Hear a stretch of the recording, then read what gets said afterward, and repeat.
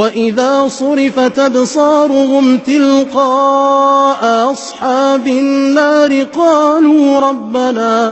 قالوا ربنا لا تجعلنا مع القوم الظالمين.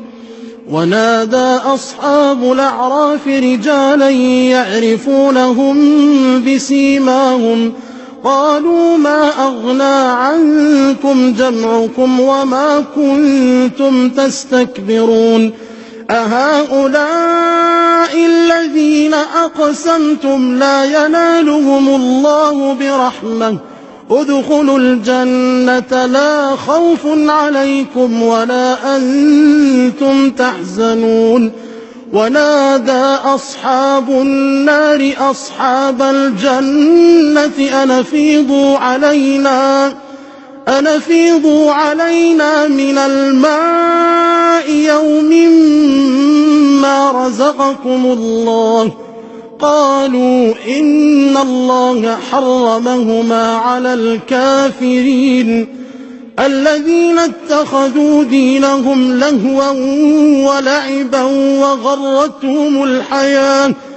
وغرتهم الحياة الدنيا فاليوم ننساهم كما نسوا لقاء يوم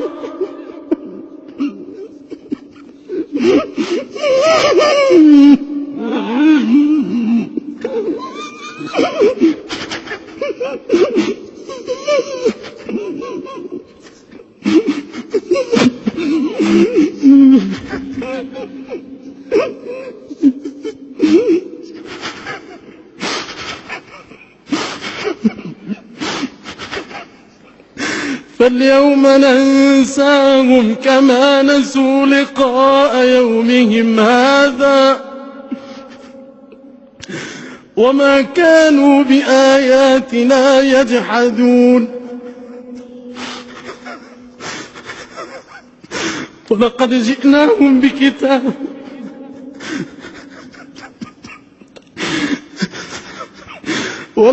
جئناهم بكتاب فصلناه على علم هدى ورحمة لقوم يؤمنون.